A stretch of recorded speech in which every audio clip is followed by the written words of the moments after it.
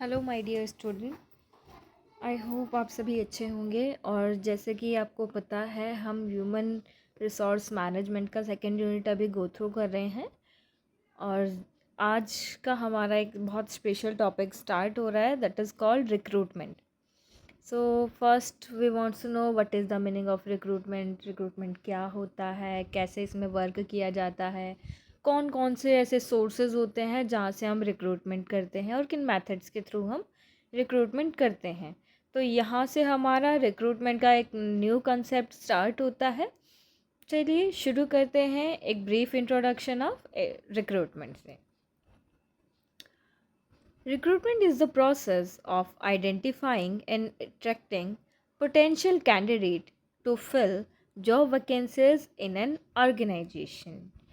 Recruitment क्या है? एक ऐसा प्रोसेस है जिसके द्वारा कोई भी ऑर्गेनाइजेशन या फिर कोई भी एक एम्प्लॉयर क्या करता है, अट्रैक्ट करता है पोटेंशियल कैंडिडेट को, कि जो किसी भी एक जॉब रोल के लिए, किसी पोस्ट के लिए एक बहुत ही बेहतरीन कैंडिडेट हो। ऐसे कैंडिडेट को अट्रैक्ट करना, उन्हें प्रॉपर सिलेक्शन प्रोसेस के थ्रू लेकर जाना एंड देन उनको हायर करना। ठीक है, उस ऑर्गेनाइजेशन की जो भी रिक्वायरमेंट्स हैं वैकेंसीज़ को लेकर, जो भी वैकेंसीज़ हैं उन्हें फुलफ़िल करना रिक्रूटमेंट कहलाता है। Choosing the right source and method is essential to hire the best talent efficiently. क्या करते हैं कि हमें एक राइट सोर्स चूज़ करना पड़ता है, सही मेथड्स के थ्रू हमें किसी भी एक टैलेंट को हायर करना होता है जो उस ऑर्गेनाइजेशन के लिए फ्रूटफुल रहे। At the other hand, source of recruitment refer to the different ways organisation attract and hire suitable candidate for the job। यहाँ पर होगा क्या कि कोई भी ऑर्गेनाइजेशन रिक्रूटमेंट के डिफरेंट सोर्सेज का उपयोग करते हैं, अलग अलग तरीक़ों से वो टैलेंट को हायर करते हैं। These sources are broadly classified into two categories. अब देखिए ये कौन सी दो ऐसी कैटेगरीज होती हैं जहाँ पर हम रिक्रूटमेंट करते हैं, जिनके द्वारा कौन से ऐसे सोर्सेज होते हैं। Two different criterias, let's see which are those.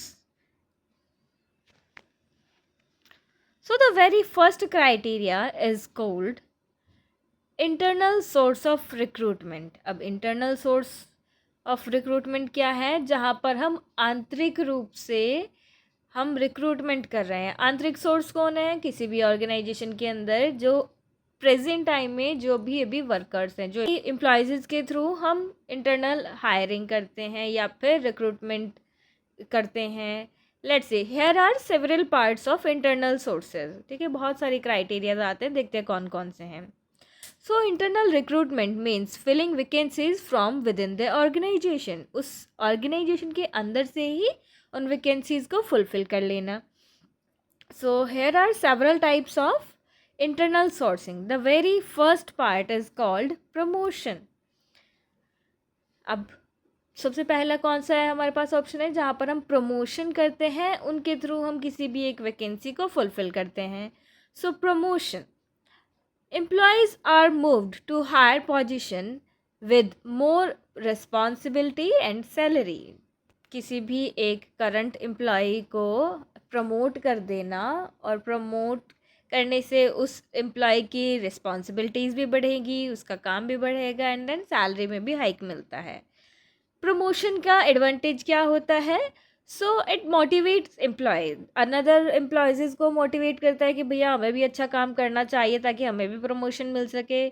Improve moral, एक अच्छा मोरालिटी वहाँ पर क्रिएट होता है कि नहीं, कंपनी अगर हम वर्क कर रहे हैं तो they are taking care of us. Then reduce training cost. Training cost यहाँ पर कम हो जाता है क्योंकि जो एम्प्लॉयज़ करंट में हैं वो ऑलरेडी काम को सीखे हुए हैं, एंड देन कोई नए पर्सन को हायर करेंगे तो हमें ट्रेनिंग वहाँ उन लोगों को कराना पड़ेगा। तो अगर हम जो प्रेजेंट में हमारे पास एम्प्लॉयज़ हैं उन्हीं को ही प्रमोट कर देते हैं तो हमारा ट्रेनिंग कॉस्ट वहाँ पर काफ़ी हद तक बच जाता है। The next part is transfer. अब ट्रांसफ़र किसका हो रहा है? जो इंटरनल सोर्स के अंदर है, जो उस ऑर्गेनाइजेशन के अंदर ही काम कर रहे हैं।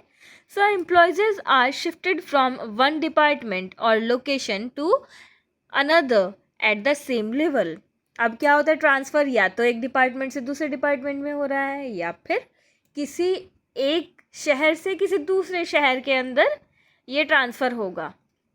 कई बार ऐसा होता है कि कुछ ऑर्गेनाइजेशन के ब्रांचेस होती हैं अलग अलग शहरों के अंदर, तो क्या होता है किसी भी एक एम्प्लॉय को फर्स्ट ब्रांच से सेकेंड ब्रांच में या according to the city, according to the department transfer कर दिया जाता है फॉर द सेम प्लेस। जिस पोजीशन पर अभी एम्प्लॉय है सेम पोजीशन पर नेक्स्ट जहाँ पर भी ट्रांसफ़र किया जा रहा है वहाँ पर उन्हें पोस्टेड कर दिया जाता है। तो अब इसका ट्रांसफ़र का एडवांटेज क्या होगा? It balance workforce, balance equal हो जाता है। ऐसा नहीं है कि सडन मोमेंट किसी एम्प्लॉय को दूसरी सिटी में शिफ्ट करना है तो उसे जॉब छोड़नी पड़ेगी। अगर उसका और उस ऑर्गेनाइजेशन का दूसरा ब्रांच है तो ऑब्वियस है कि यहाँ पर ऑर्गेनाइजेशन हेल्पफुल होती है, वो दूसरी जगह पर पोस्ट कर देते हैं transfer. Then increase employees experience बढ़ता है, वो ऑर्गेनाइजेशन को क्विट करके नहीं जाएगा और सेम ऑर्गेनाइजेशन में दूसरे से पॉलिसी दूसरे सेम ऑर्गेनाइजेशन में उधर ट्रांसफ़र ले लेगा। तो ये कंपनी का बेनिफिट होता है।